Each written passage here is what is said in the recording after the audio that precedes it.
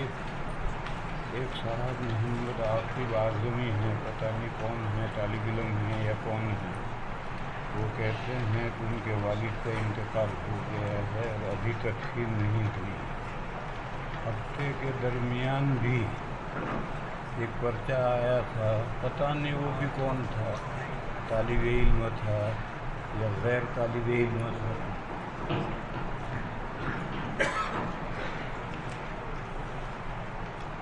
ایک صاحب کا پرچہ ہے محمد عاقب اعظمی، اللہ جانے یہ جماعت کے طالب علم ہیں یا اجنبی ہیں، کچھ پتہ نہیں۔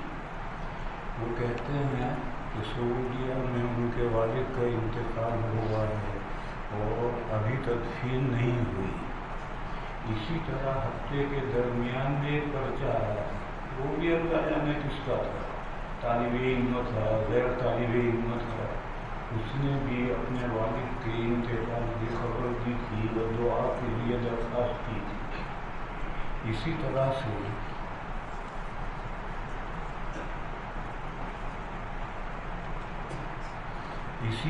سے جس مدرسے میں سے میں پڑھا کر یہاں آیا، راندیز میں دارالعلوم اشرفیہ ایک ادارہ ہے، اس کے محتمم تھے مولانا یعقوب اشرف، ان کا ابھی 1 گھنٹہ پہلے انتقال ہوا۔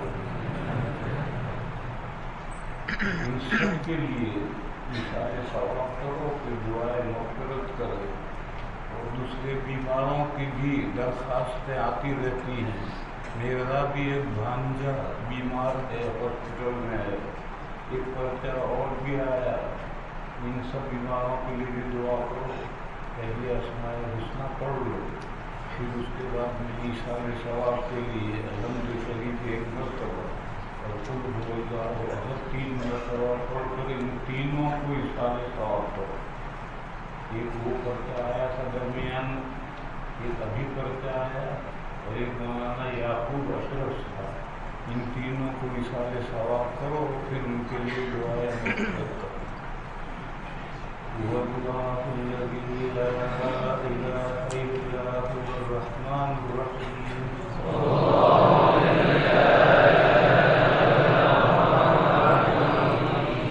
الملك القدوس السلام المؤمن المهيمن العزيز الجبار المتكبر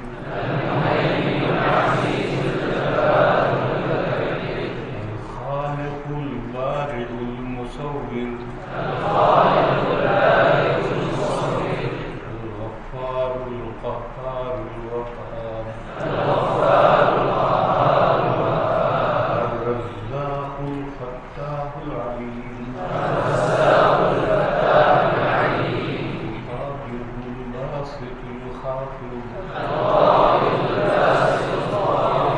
الرافع المعز المذل السميع البصير الحكم العدل اللطيف الخبير الحليم العظيم الغفور الشكور العلي الكبير الحفيظ المقيت الحسيب الجليل الكريم الرقيب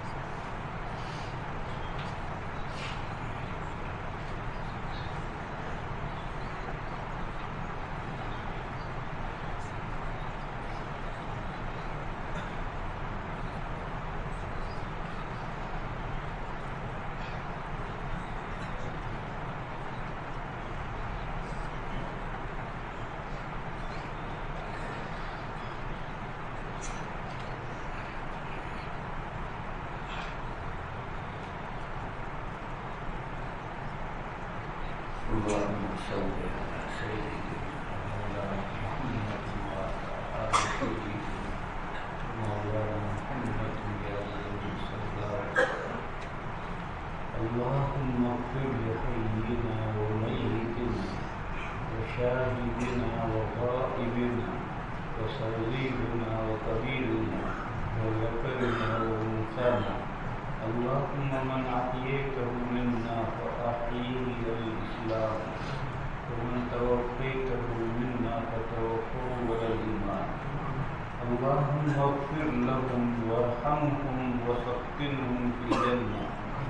اللهم اغفر لهم وارحمهم وسكنهم في الجنة واجعل قبورهم روضة من رياض الجنة واجعل مأواهم جنة الفردوس واجعل مأواهم جنة الفردوس.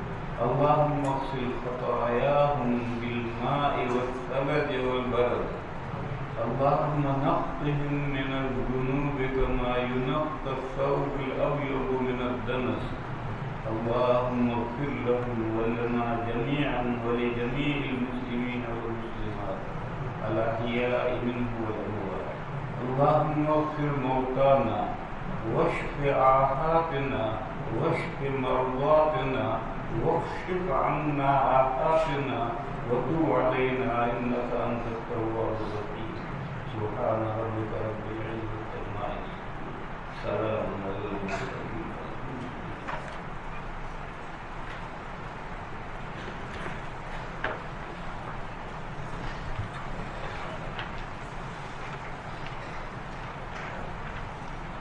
ایک حدیث ہے جو آگے بار بار آئے گی، اس لیے یہاں پہلی مرتبہ آئی ہے، یہاں اسے اچھی طرح سمجھ لیں۔ امام بخاری علیہ الرحمہ نے اس پر باب باندھا ہے، اداء الخمس من الایمان۔ اسلامی جہاد میں جو مال غنیمت ہاتھ آتا ہے اس کا جو 5واں حصہ ہے وہ سینٹرل گورنمنٹ کو دیا جاتا ہے، مرکزی حکومت کو دیا جاتا ہے، یہ خمس کہلاتا ہے۔ اس خمس کو ادا کرنا یعنی یہ خمس مرکزی حکومت کو دینا یہ بھی ایمانی عمل ہے۔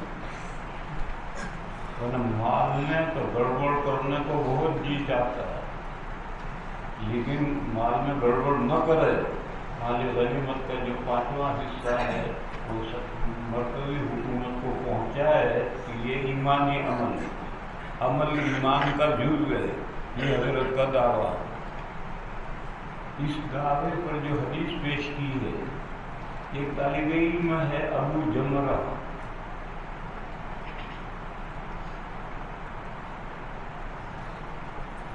یہ پڑھتا پڑھتا حضرت ابن عباس کے پاس حدیث پڑھنے پہنچا۔ حضرت ابن عباس بصرے کے گورنر ہیں حضرت علی کی طرف سے، حضرت علی امیر المومنین ہیں، وہ کوفے میں ہیں، اور ان کی طرف سے حضرت ابن عباس بصرے کے گورنر ہیں۔ اور بصرہ فارسی علاقہ ہے، آج بھی بصرے میں فارسی ایرانی بولی جاتی ہے، تو اس زمانے میں فارسی علاقہ تھا، اور یہ طالب علم فارسی جانتا ہے، حضرت ابن عباس فارسی نہیں جانتے۔ وہ جب قاضی ہیں اور لوگ اپنے مقدمہ جھگڑے لے کر آئیں گے تو اپنی زبان میں بولیں گے، درمیان میں ترجمان چاہیے، یہ سمجھدار طالب علم تھا، فارسی جانتا تھا، تو حضرت نے اس سے کہا کہ تو میرے پاس رک جائے، مجھے جو تنخواہ ملتی ہے حکومت سے اس میں سے کچھ میں تجھے بھی دے دوں گا۔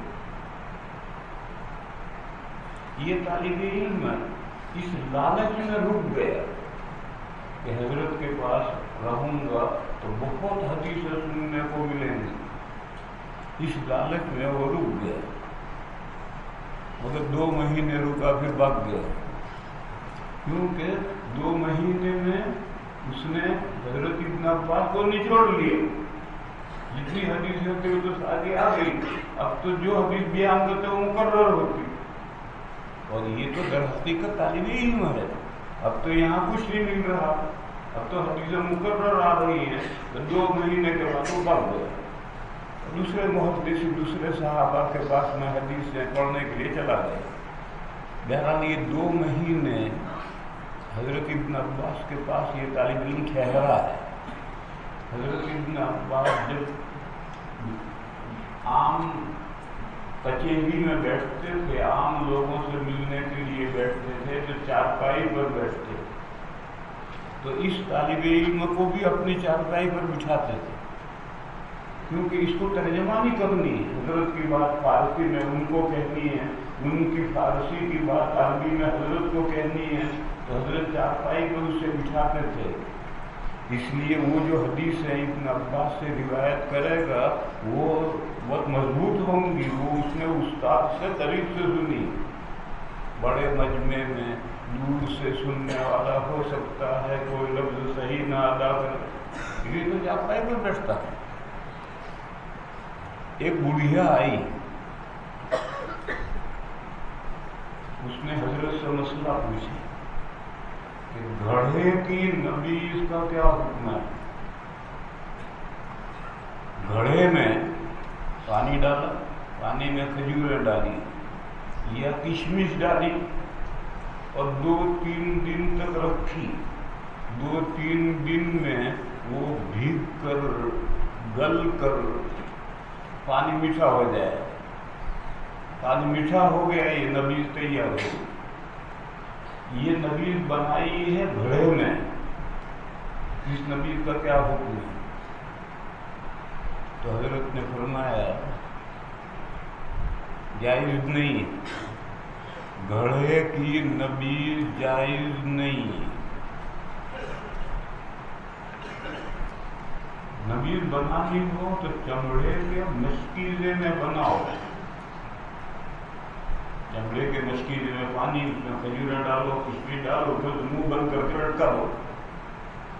اگر اس میں نشہ پیدا ہوگا تو وہ مشکیزہ پھولے گا تو پتہ چل جائے گا کہ نبیذ میں نشہ پیدا ہو گیا، اب گھڑے میں تو کچھ پتہ ہی نہیں چلے گا۔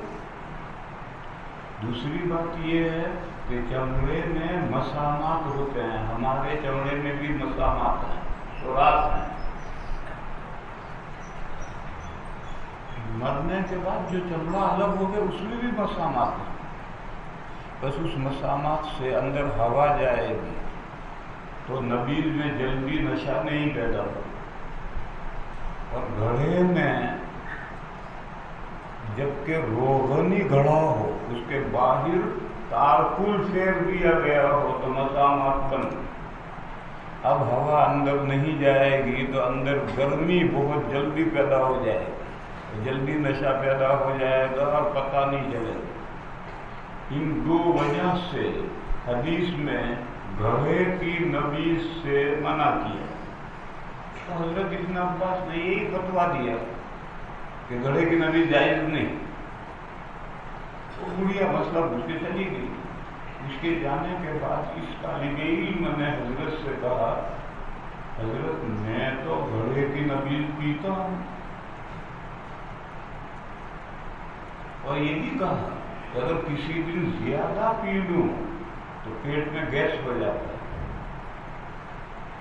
تو حضرت نے اس سے کہا مت پی،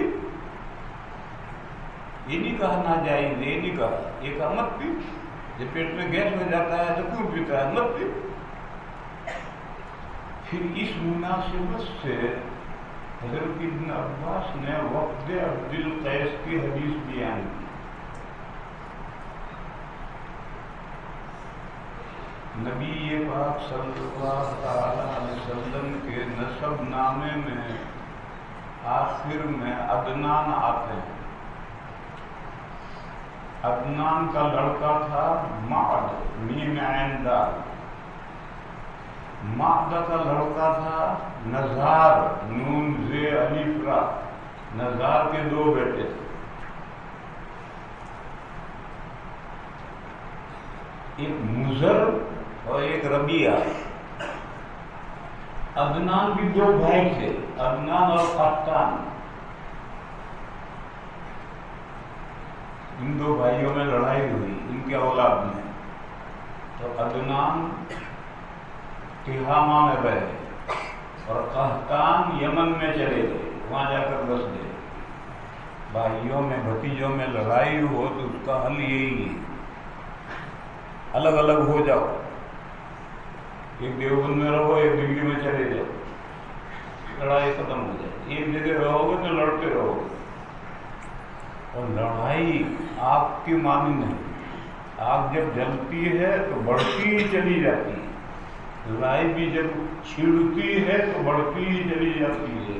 اس کو بجھانے کا ایک ہی راستہ ہے، الگ الگ ہو جاؤ. تو عدنان تہامہ میں رہے اور قحطان یمن میں چلے گئے. عدنان کی اولاد میں حضور ہیں اور قحطان کی اولاد میں اوس و خزرج ہیں. مدینہ کے جو انصار تھے، اوس اور خزرج، یہ قحطان کی اولاد ہیں. جب ارم کا باندھ ٹوٹا، ارسلنا علیہم سیل العرم. عرم باندھ کا نام ہے.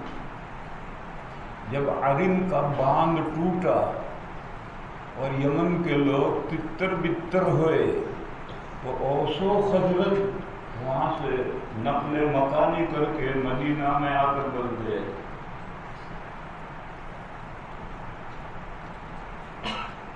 پھر عدنان کا لڑکا مات کا لڑکا نزار بھی دو بھائی تھے. نہیں، نزار دو بھائی نہیں تھے، نزار کے دو بیٹے تھے، مضر اور ربیہ. ان میں بھی بجی. تو مضر وہی تہامہ میں رہے اور ربیہ یمن میں چلے گئے. اس مضر کی اولاد میں حضور ہے اور یہ جو وفد آیا ہے یہ ربیہ کا آیا. عبد القیس ربیہ کی ایک شاخ ہے. ان میں وہ جو پرانی لڑائیاں تھیں، ان لڑائیوں کے اثرات بہت دنوں تک چلتے رہتے ہیں. ہندوستان میں مہابھارت کی جو لڑائی ہوئی ہے آرینوں اور ڈراویز کے درمیان، وہ عیسیٰ علیہ السلام سے 2000 سال پہلے ہوئی. اس کے اثرات آج بھی ہیں. یہ گائے کو ماتا اور وہ گائے کو کھاتے ہیں. یہ رام کو پوجتے ہیں اور راون کو پوجتے ہیں. ان کے مندروں میں چلے جاؤ، مورتیوں کی شکلیں اور ہوں گی. تمل ناڈو میں، کیرل میں، کرناٹک میں چلے جاؤ، وہاں مندر میں مورتیوں کی شکلیں اور ہوں گی. ان کے خدا اور ہیں، ان کے خدا اور ہیں. یہ وہ مہابھارت کی جو لڑائی تھی اس کے اثرات اب تک. پھر صرف اس کے اثرات ہی نہیں، وقتاً فوقتاً آپس میں لڑائیاں بھی ہوتی رہتی ہیں. ربیہ اور مضر کی لڑائیاں آپس میں ہوتی رہتی ہیں.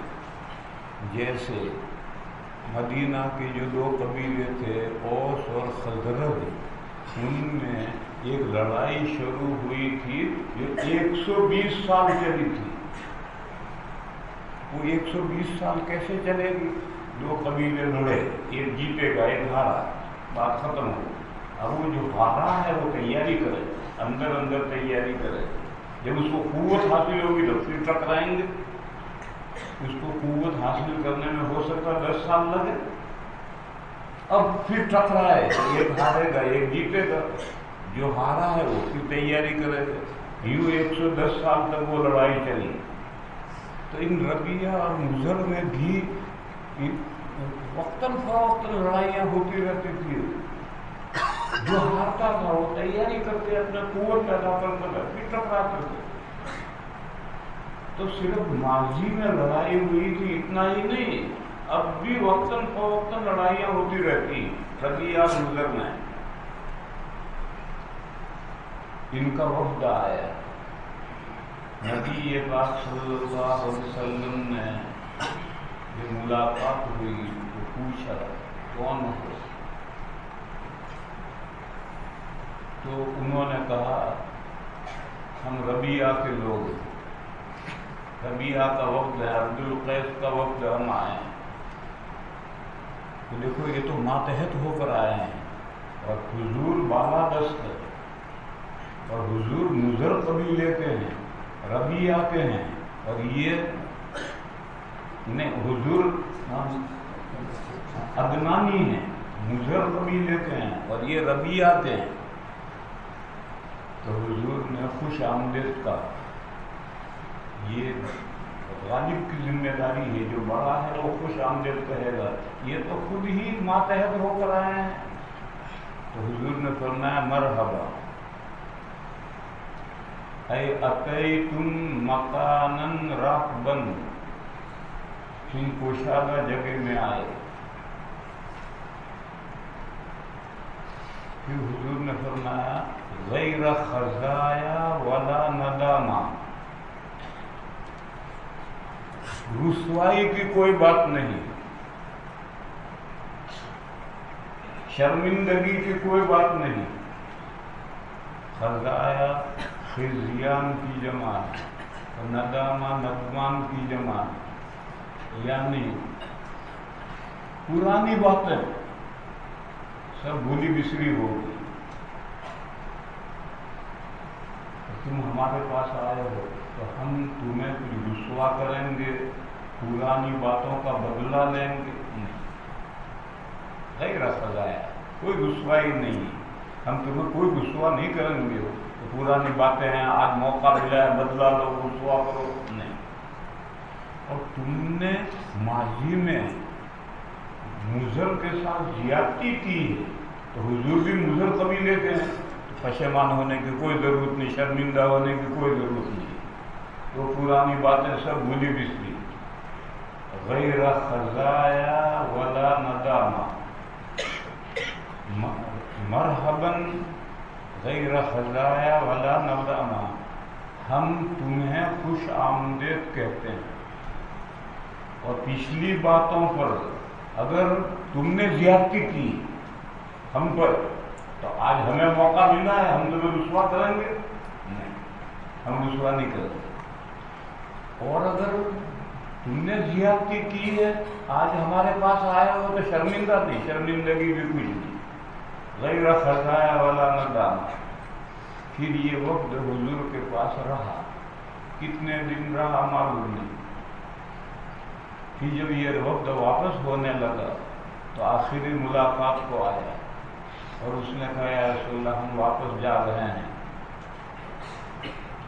ہم جب چاہیں مدینہ میں آپ کے پاس نہیں آ سکتے، اس لیے کہ یمن اور مدینہ کے بیچ میں مضر قبائل آباد ہے، تو ہمارے دشمن ہیں، ہم ان کے علاقوں سے گزر نہیں سکتے۔ ہاں، اشہر حرم میں لڑائیاں عربوں میں بند ہو جاتی، تو اشہر حرم میں تو ہم آ سکتے ہیں، وہ سال میں ایک مرتبہ آ سکتے ہیں، جب چاہیں ہم نہیں آ سکتے۔ لہذا ہمیں کچھ جامع معنی باتیں بتا لیجیے کہ ہم گھر جا کر اس پر عمل کریں، اور ہمارے پیچھے جو پورا قبیلہ ہے جو ابھی اسلام نہیں لایا، وہ ہم باتیں ان کو بتائیں تاکہ وہ اسلام لائیں اور ان باتوں پر عمل کریں۔ ایسی جامع باتیں، جامع معنی باتیں بتا دینا۔ نبی پاک صلی اللہ تعالی علیہ وسلم نے فرمایا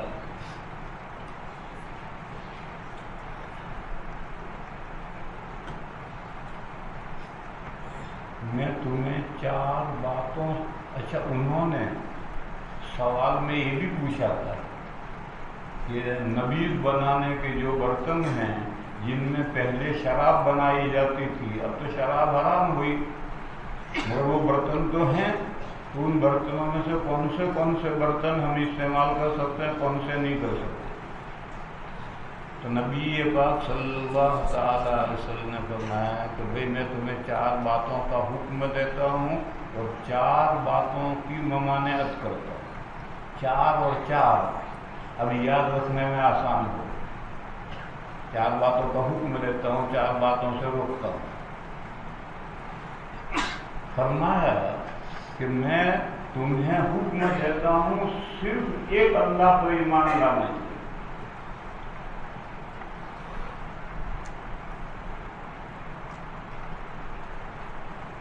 صرف ایک اللہ پر ایمان لاؤ. پھر فرمایا کہ جانتے ہو ایک اللہ پر ایمان لانا کیا ہے؟ تو ان وقت نے کہا اللہ رسول بہتر جانتے ہیں. حضور نے فرمایا توحید اور رسالت محمدی کی گواہی دینا، یہ ہے صرف اللہ پر ایمان لانا. آدمی جو اس لیے کہ صرف اللہ پر ایمان لانا نہیں، حضور نے فرمایا رسالت محمدی کی گواہی دینا، یہ بھی صرف اللہ پر ایمان لانے میں داخل ہے.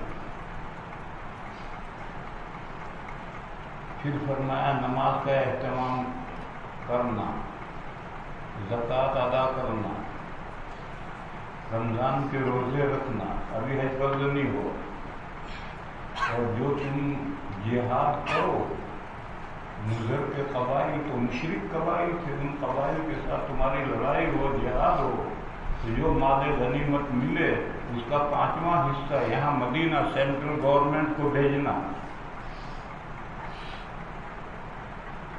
اور فرمایا کہ خنتم، ڈبہ، نقیر اور مقیر، یہ 4 برتن استعمال نہ کرنا.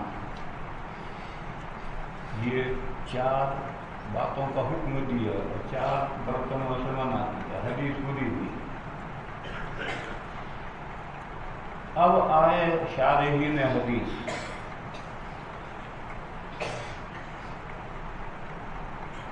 حدیث میں اشکال یہ ہے کہ حضور نے فرمایا تھا کہ میں تمہیں 4 باتوں کا حکم دیتا ہوں، کیا ہے؟ پھر فرمایا کہ میں تمہیں حکم دیتا ہوں صرف ایک اللہ پر ایمان لانے کا.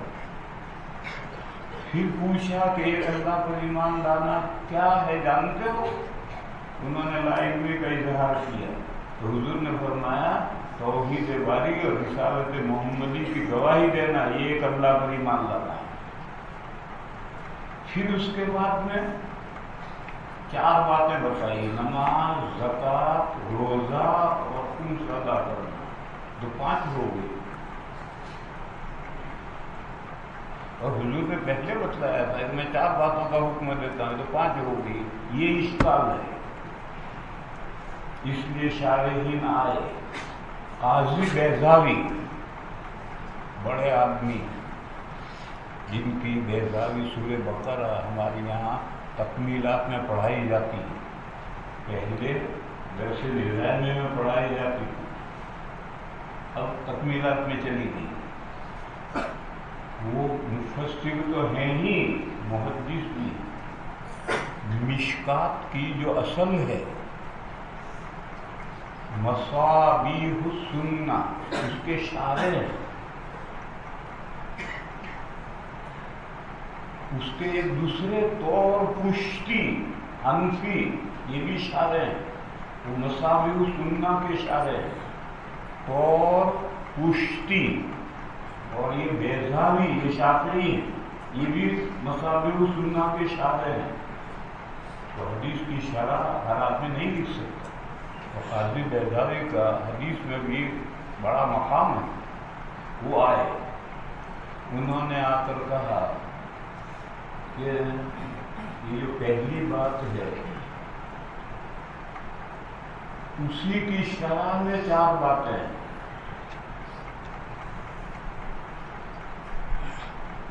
اور حضور نے فرمایا تھا 4 باتیں.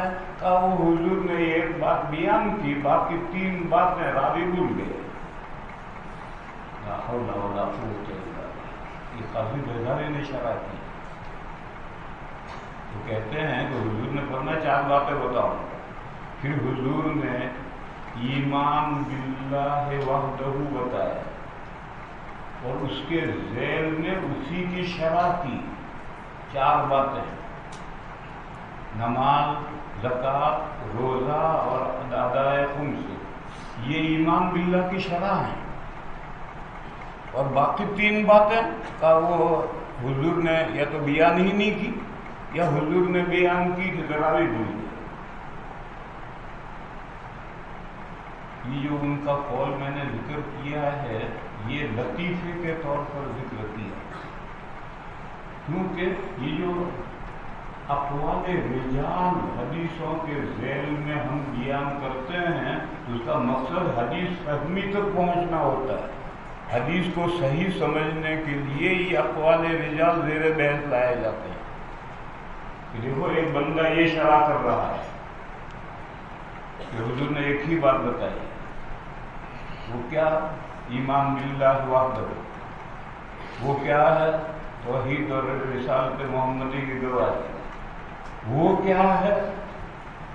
اس کی پھر شرح 4 باتیں، یہ سب مل کر ایک بات ہوئی۔ حضرت امام بخاری علیہ الرحمہ آئے، امام بخاری علیہ الرحمہ نے کہا نہیں، یہ تفسیر غلط ہے۔ حضرت نے فرمایا کہ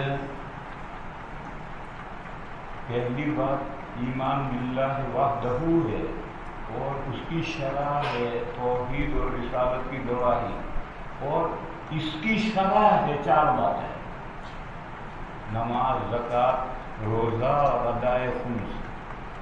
بس ایمان باللہ وحدہ، اس کی شرح شہادتیں، اس کی شرح 4 باتیں۔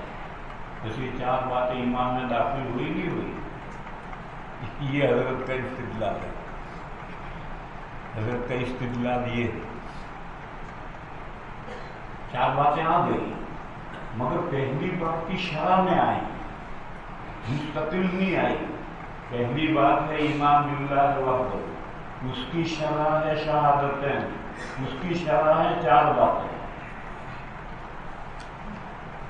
بس یہ 4 باتیں شہادتین کا جز ہے، اور شہادتین ایمان باللہ کا جز ہے، جیسے یہ 4 باتیں ایمان کا جز ہوگی۔ یوں حضرت نے بات قائم کیا کہ خمس کا ادا کرنا یہ ایمان کا جز ہے، کیونکہ ایمان باللہ وحدہ کی تفسیر میں حضور نے اس کو بیان کیا ہے۔ ابن بطال آئے، نام تو ان کا ابن بطال ہے لیکن بہت بڑا محقق آدمی، اور حافظ ابن حجر اور علامہ عینی اپنی شرحوں میں اس کی ہر بات نقل کرتے ہیں، ان سے پہلے کے۔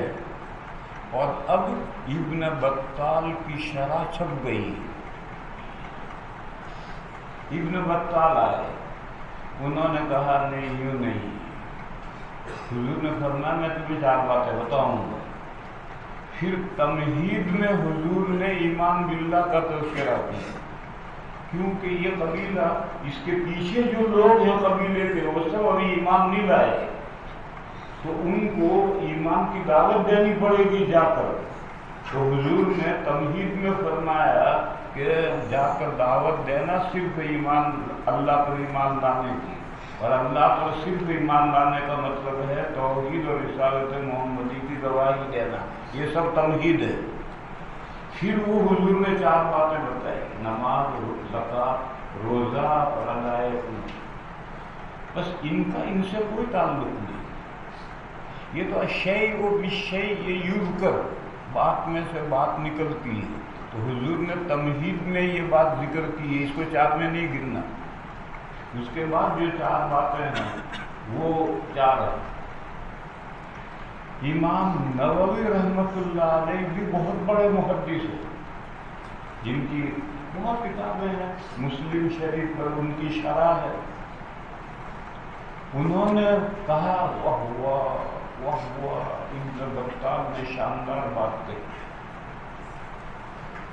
پھر دور زمانہ آیا ہمارا، تو ہم نے بھی کہا واہ، دونوں نے شاندار بات کہی، لہذا امام بخاری کا استدلال گیا۔ مگر حاشیے والے کو ابن بطال کی توجہ پسند نہیں. حاشیے والا یہ کہتا ہے کہ اگر یہ توجہ ابن بطال والی کرو گے تو حدیث باپ کے ساتھ کیسے منطبق ہو؟ اس کا جواب یہ ہے کہ منطبق نہیں ہوگی تو ہمارے باپ کا کیا نقصان؟ ہم تو چاہتے ہی ہے کہ منطبق نہ ہو. لا الہ الا اللہ وحدہ لا شریک. باب اداء الخمس من الایمان وبه قال حدثنا علی بن الجعد قال اخبرنا شعبۃ عن ابی جمرۃ. نیچے نام اوپر نام لکھا ہے نصر بن عمران، یہ نام ہے اس راوی کا. نصر اس کے بعد کا نام ہے عمران. قال كنت اقعد مع ابن عباس فيجلسني على سريره. جس چارپائی پر حضرت بیٹھتے تھے مجھے بھی اسی پر بٹھاتے تھے.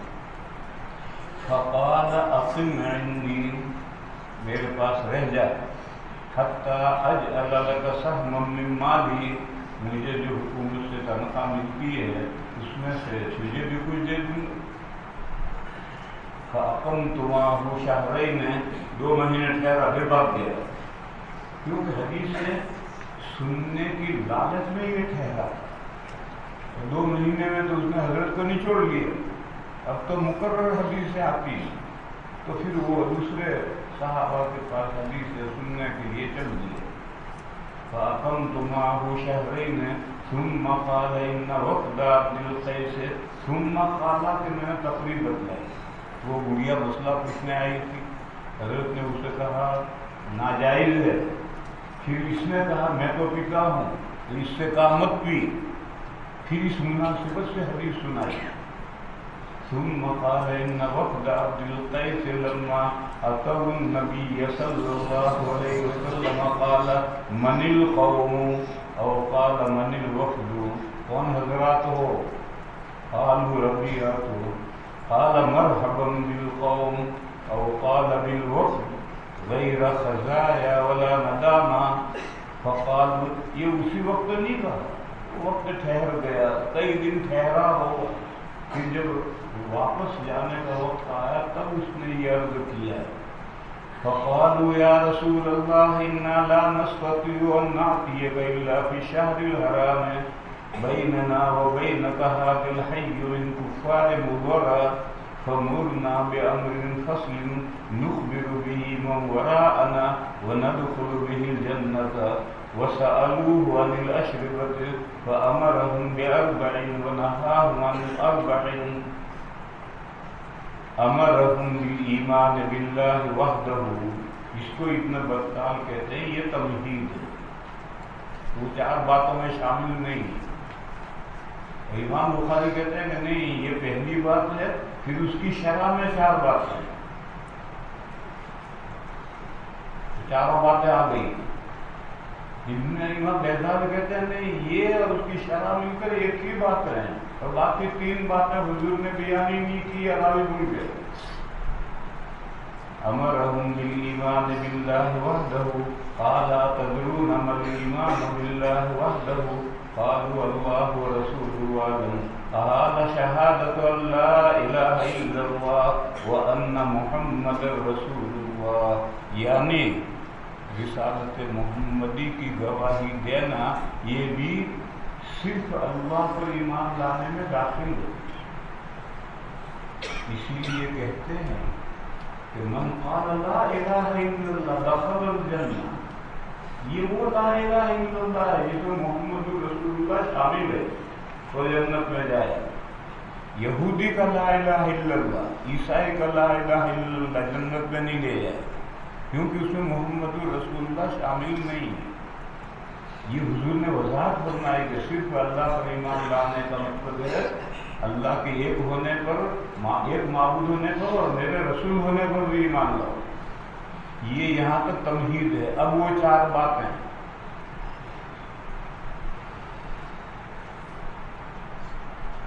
وإقام الصلاة وإيتاء الزكاة وصيام رمضان وأن تعطوا من المغنم الخمس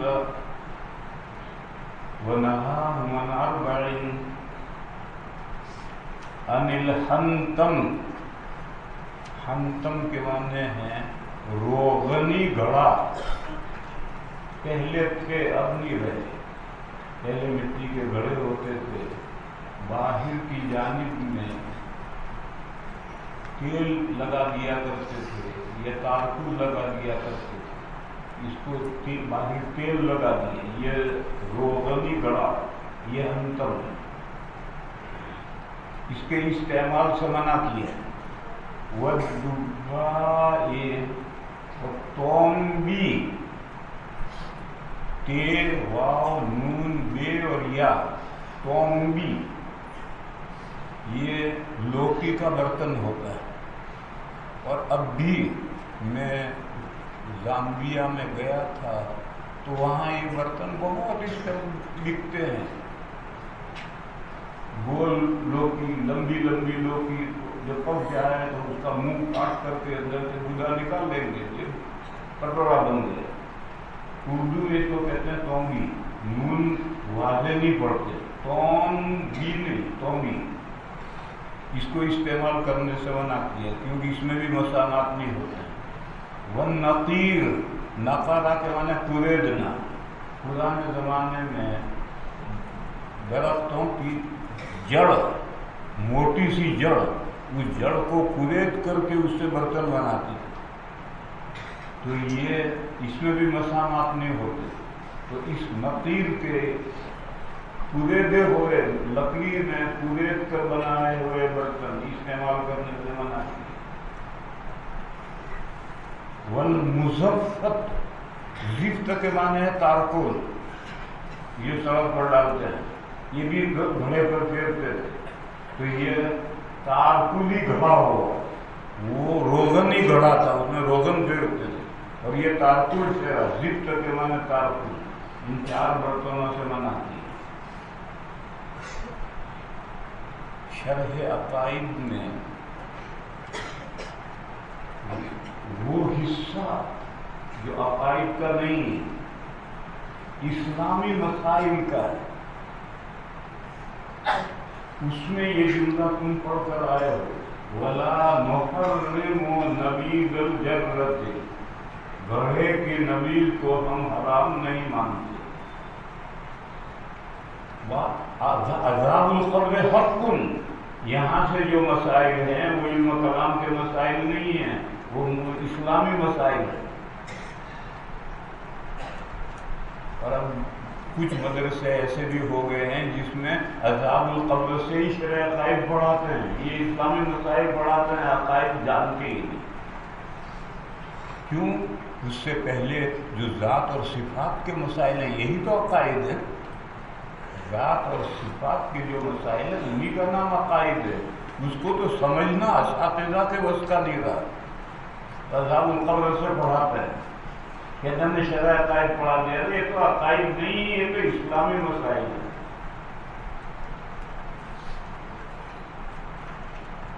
اسلامی مسائل کس کو کہتے ہیں؟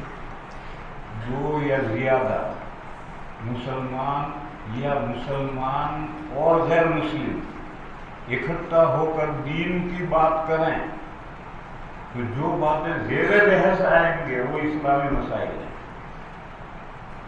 دو مسلمان بیٹھے اور اس میں باتیں ہوئی، یا گاڑی میں، ٹرین میں مسلمان غیر مسلم بیٹھے اور دین کی باتیں ہوئی، ان میں جو باتیں زیر بحث آئیں گے وہ اسلامی مسائل ہیں.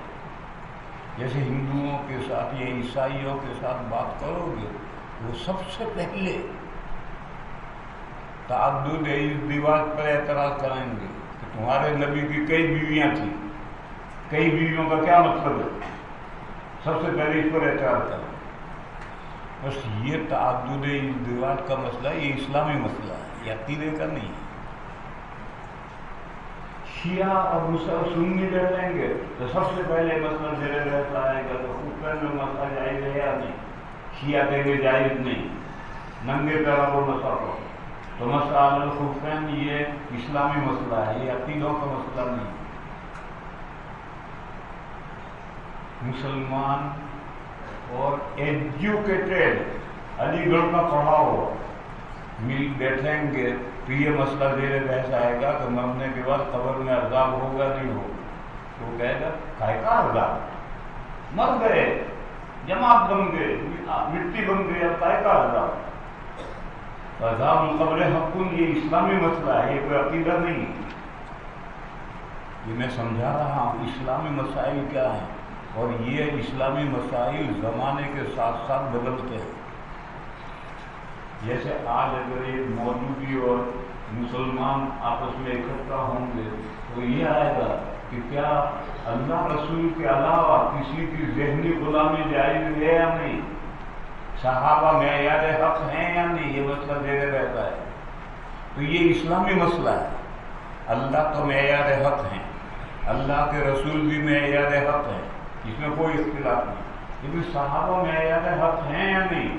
اگر معیار حق ہیں تو ان کی باتیں ماننی ضروری ہے، ان کی باتیں ماننی ضروری ہے، اسی کا نام ہے ذہنی غلامی۔ اور اگر ان کی ذہنی اللہ رسول کے علاوہ کسی کی ذہنی غلامی نہیں تو صحابہ کی باتیں ماننا بھی ضروری نہیں۔ تو یہ معیار حق کا مسئلہ زیر بحث آئے گا، بس یہ اسلامی مسئلہ ہے، یہ عقیدہ نہیں ہے۔ پاکستان میں جب دو آدمی اکٹھا ہوں گے تو فوراً یہ مسئلہ زیر بحث آئے گا کہ حضور وفات کے بعد زندہ ہیں، مگر کیسے زندہ ہیں؟ ایک فرقہ کہے گا جیسے مرنے سے پہلے زندہ تھے ویسے ہی زندہ ہے، یہ فرقہ حیاتی کہلاتا ہے۔ دوسرا آدمی کہے گا نہیں برزخی زندہ ہے، یہ فرقہ مماتی کہلاتا ہے۔ یہ کہے گا جیسا وفات سے پہلے زندہ تھے ویسے ہی زندہ ہے، وہ کہے گا نہیں وفات سے پہلے زندہ تھے ویسے زندہ نہیں ہے، برزخی حیات ہے۔ بس یہ جو حیاتی اور مماتی فرقوں کے درمیان میں یہ مسئلہ زیر بحث آتا ہے، یہ کوئی عقیدہ نہیں ہے، یہ تو اسلامی مسائل ہے۔ بس زمانوں کے اختلاف سے اور جگہوں کے اختلاف سے اسلامی مسائل میں اختلاف ہوتا رہتا ہے، نئے نئے مسئلے زیر بحث آتے ہیں، پرانے آؤٹ آف ڈیٹ ہو جاتے ہیں۔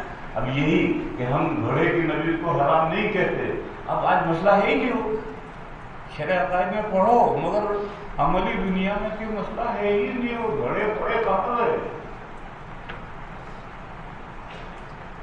لہذا تمہارے سمجھنے کی بات یہ ہے کہ عذاب القبر حقن سے آخر تک جو مسائل ہیں وہ عقائد نہیں ہیں، وہ اسلامی مسائل ہیں، اور اس سے پہلے جو ذات و صفات کی مسئلہ ہے یہی عقائد ہے۔ اس لیے سعودیہ والے تو اب علم کلام کہتے ہی نہیں، علم توحید و صفات یہ لفظ استعمال کرتے ہیں، علم توحید و صفات، اور واقعہ یہ ہے کہ یہی توحید و صفات کا جو علم ہے یہی علم کلام ہے، مگر لوگ جانتے ہیں، اور اسی لیے عذاب القبر سے شرع عقائد پڑھاتے ہیں اور سمجھتے ہیں کہ ہم نے علم کلام پڑھا دیے، اگر وہ علم کلام ہے ہی نہیں۔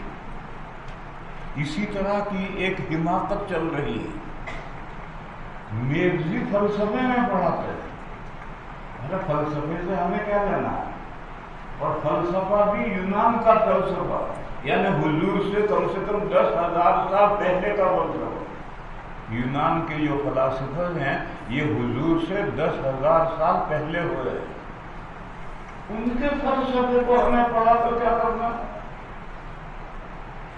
لوگ میگزی پڑھاتے ہیں فلسفے میں، فلسفے قدیم میں، ارے میگزی تو رد فلسفہ میں پڑھائی جاتی ہے کہ یہ جو یونان کا فلسفہ تھا اس کو کیسے رد کیا ہے، وہ میگزی والا رد کرنے کا طریقہ سکھاتا ہے، تو رد فلسفہ میں میگزی پڑھائی جاتی تھی، اب لوگ اس کو فلسفے میں پڑھاتے ہیں۔ بات کہاں سے کہاں چلی گئی، کوئی حاصل ہی میگزی کا کوئی حاصل ہی نہیں رہا،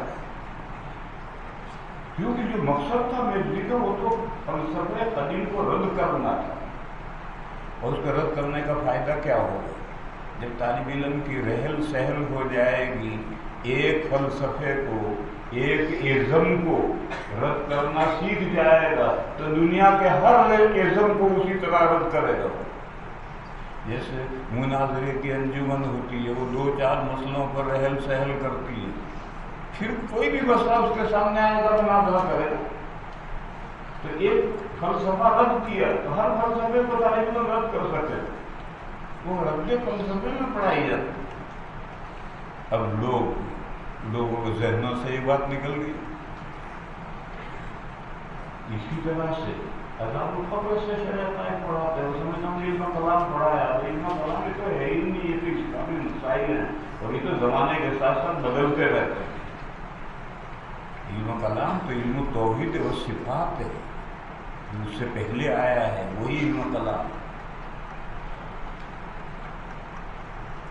تو بات پھیل گئی۔ میں تو یہ کہہ رہا تھا کہ شرع عقائد میں یہ تم پڑھ کر آئے ہو کہ ہم گھڑے کی نبیذ کو حرام نہیں کہتے، اور حدیث میں تو ممانعت ہے، یہ تو سب گھڑے ہی ہیں، یہ مظفر بھی گھڑا ہے، نقیر بھی گھڑا ہے، کومبی بھی گھڑا ہے، تو سارے گھڑے ہیں۔ اس سے تو حضور نے ان برتنوں کے استعمال سے منع کیا۔ شرع عقائد والا تو کہتا ہم گھڑے کی نبیذ کو حرام نہیں کہتے۔ جواب، یہ حدیث جن میں ان 4 برتنوں کی استعمال کی ممانعت ہے، اس کی 2 علتیں ہو سکتی ہیں۔ تذکر خمر،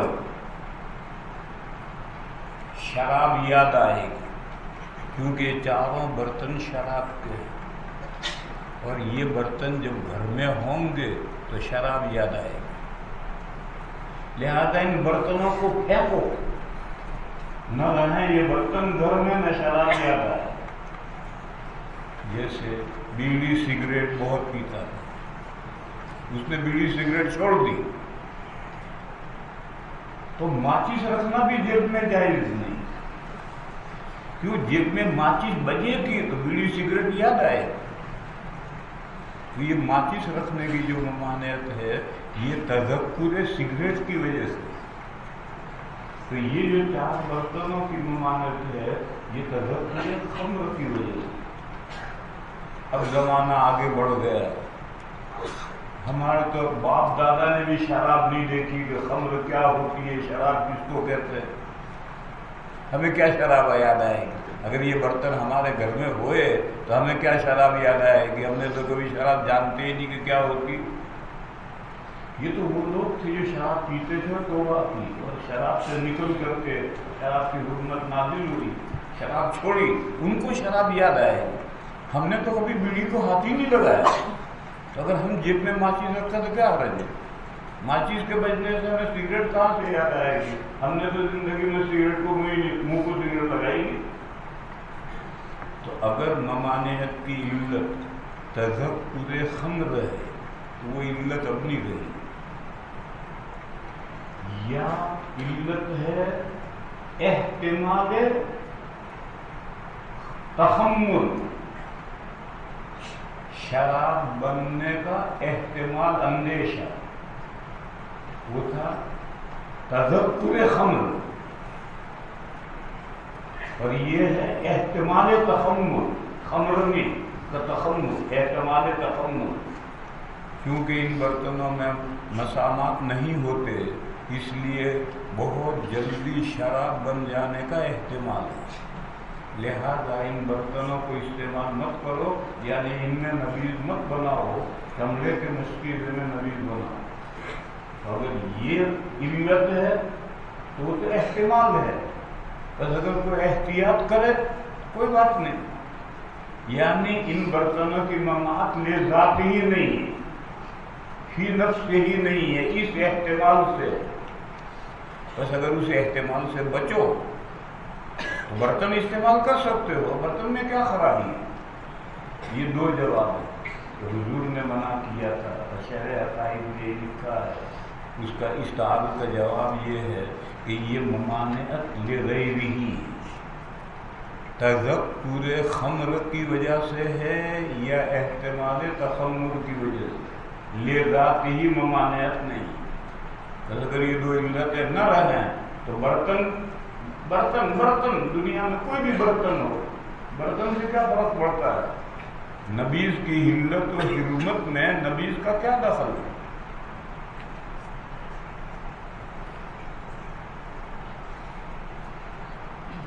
وَنَهَاهُمْ عَنْ أَرْبَعٍ عَنِ الْحَنْتَمِ وَالدُّبَّاءِ وَالنَّقِيرِ وَالْمُزَفَّةِ وَرُبَّمَا قَالَ الْمُقَيِّرُ النَّقِيرُ اور المقیر کا ایک ہی مطلب ہے۔ نقیر کے معنی بھی ہیں لکڑی کو کھودنا، اور مقیر اس میں مفعول ہے کھودی ہوئی لکڑی۔ وَقَالَ احْفَظُوهُنَّ فرمایا یہ ساری باتیں یاد رکھنا۔ وَأَخْبِرُوا بِهِنَّ مَنْ وَرَاءَكُمْ قبیلے کے جو لوگ پیچھے ہیں ان کو یہ باتیں پہنچانا۔ باب ما جاء ان الاعمال بالنیۃ والحسبۃ ولکل امرئ ما نوى۔ دیکھو یہاں تک بات ہے، تحفۃ القاری میں غلط ہے، جہاں میں نے باب اٹھایا ہے باب ما جاء ان الاعمال بالنیۃ والحسبۃ، یہاں تک باب اٹھایا ہے، اور وَلِكُلٍّ مَا رَوَا کو نیچے شرح میں لے لیے، وہ غلط ہے۔ باب یہاں تک ہے، باب ما جاء ان الاعمال بالنیۃ والحسبۃ وَلِكُلٍّ امرئ ما نوى، یہاں تک باب ہے۔ اور یہ باب بہت اہم ہے، کتاب الایمان ختم ہونے جا رہی ہے، اور جو مسئلہ کتاب الایمان میں مسلسل چلا آ رہا ہے اس مسئلے میں فیصلہ کن یہ بات ہے کہ اعمال ایمان کا جز ہے یا نہیں۔ حضرت یہ دعویٰ کرتے آ رہے ہیں کہ اعمال ایمان کا جز ہے، اعمال ایمان کا جز ہے۔ کون سے ایمان کا؟ ایمان کامل کا نہیں، ایمان کامل کا جز ہے، اس میں تو کوئی جھگڑا اختلاف ہے ہی نہیں۔ ایمان کامل کا جز ہے، اس میں کوئی جھگڑا اختلاف نہیں۔ نفس ایمان کا جز ہے، اس میں جھگڑا اور اختلاف۔ محدثین کہتے ہیں کہ اعمال نفس ایمان کا جز ہے، ماتریدیہ کہتے ہیں، متکلمین کہتے ہیں، حنفیہ کہتے ہیں کہ نہیں، نفس ایمان کا جز نہیں ہے، نفس ایمان تو صرف تصدیق قلبی کا نام ہے۔ یہ جو اختلاف ہے اور جھگڑا دور سے چلا آ رہا ہے، اس مسئلے میں یہ بات فیصلہ کن ہے۔ میں نے پہلے بھی بتایا تھا کہ ایک بات فیصلہ کن اور ہے، وہ امام بخاری نے ذکر نہیں کی، وہ یہ ہے مرتکب کبیرہ، جس نے گناہ کبیرہ کیا اور موت تک توبہ نہیں کی اور توبہ کیے بغیر مر گیا، یہ شخص ناجی ہے یا ناری ہے؟ خوارج کہتے ہیں ناری ہے، معتزلہ کہتے ہیں بیچ کا بچولیا ہے، اہل السنہ کہتے ہیں ناجی ہے۔ ابھی ناجی کیسے ہو گیا؟ جو مرتکب کبیرہ کیا ہے، توبہ نہیں کی اس نے، پھر یہ ناجی کیسے ہو گیا؟ تو ہم تو یہی کہیں گے کہ یہ مومن ہے اور جنت ایمان کا صلہ ہے، اور یہ چاہے مرتکب کبیرہ ہے چاہے توبہ نہیں کی، لیکن ہے تو مومن، بس یہ نجات پائے گا، جنت میں جائے گا۔ اور مومن اس لیے ہے کہ ایمان نفس تصدیق کا نام ہے۔ لیکن جب محدثین کا نمبر آئے گا، اشاعرہ کا نمبر آئے گا، تو ان سے ہم پوچھیں گے یہ مرتکب کبیرہ ناجی کیسے ہے؟ ناجی تو ان کے یہاں بھی، کیسے ناجی؟ تو پھر ان کو جب مار کے یہ کہنا پڑے گا کہ اعمال ایمان کامل کا جز ہے، نفس ایمان کا جز نہیں، اور جنت نفس ایمان پر ملے گی۔ جنت کے لیے ایمان کامل ضروری نہیں ہے، وہ سات مومنین بھی تو کسی نہ کسی دن جنت میں جائیں گے۔ ان کو جب مار کے کہنا پڑے گا کہ اعمال ایمان کامل کا جز ہے، نفس ایمان کا جز نہیں ہے، اور یہ مرتکب کبیرہ، اس میں نفس ایمان ہے، بس یہ ناجی ہے جنت میں جائے گا۔ ہم نے بغلیں بجائی، ایک مہینے سے جو جھگڑا چل رہا تھا وہ آج نمٹ گیا کہ اعمال جز ہیں ایمان کا، لیکن نفس ایمان کا جز نہیں ہے، اعمال ایمان کامل کا جز ہے۔ ایک تو وہ مسئلہ مرتکب کبیرہ ناجی ہے یا ناجی، وہ فیصلہ کن مسئلہ ہے۔ دوسرا یہ بات فیصلہ کن، حضرت فرماتے ہیں اعمال نیت کے ساتھ موازنہ کیے ہوئے ہیں۔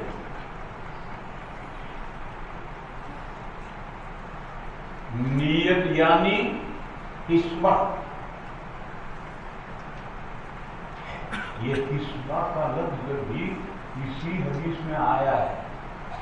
انما الاعمال بالنیات والی جو حدیث ہے، اس حدیث میں نیت کے ساتھ لفظ حسبہ بھی آیا ہے، مگر اس کی سند اعلیٰ درجے کی نہیں، اس لیے وہ حدیث حسبہ کے لفظ کے ساتھ بخاری میں نہیں لائے، مگر حسبہ کا لفظ باب میں لائے۔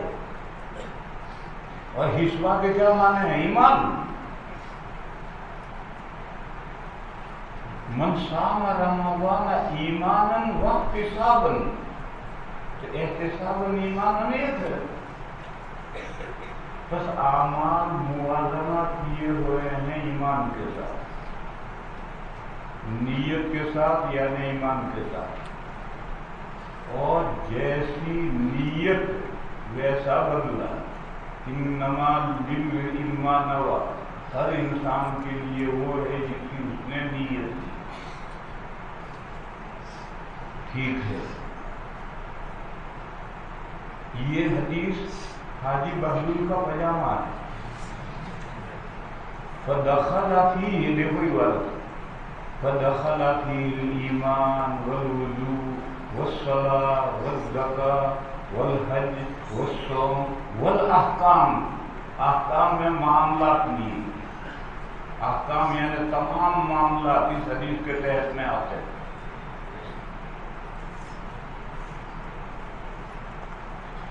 آئے کہنا کیا ہے آپ کو؟ کہنا یہ ہے کہ جب اعمال، یہ سب اعمال ہیں، یہ نیت اور ایمان کے ساتھ موازنہ کیے ہوئے ہیں، معلوم ہوا کہ یہ سب میں ایمان ضروری ہے، یہ سب ایمان کے اجزاء ہیں۔ یہ کہنا حضرت کو یہ سب ایمان کے اجزاء ہے۔ اور سورہ بنی اسرائیل میں جو آیت ہے، کل یعمل علی شاکلتہ، شاکلتہ کا ترجمہ کرتے ہیں نیتی، ہر ایک کی جیسی نیت ویسا اس کا عمل۔ اسی طرح فرماتے ہیں کہ اگر کوئی بیوی پر خرچ کرتا ہے بامید ثواب تو یہ بھی خیرات ہے۔ اور فتح مکہ کی حدیث میں حضور نے فرمایا تھا لا ہجرت بعد الفتح ولکن نیت و جہاد، ولکن جہاد و نیت۔ بہرحال یہ سب روایات سے نیت کی اہمیت ثابت ہوئی، اور فرمایا کہ اعمال نیت کے ساتھ ہیں، اعمال ایمان کے ساتھ ہیں۔ حسبہ لفظ بڑا ہے، اعمال نیت کے ساتھ ہیں، اس سے بات سمجھ میں نہیں آئے۔ اعمال ایمان کے ساتھ ہیں، حسبہ بعد میں یہ سب اعمال ایمان کا جز ہے۔ یہ حضرت کا استدلال ہے۔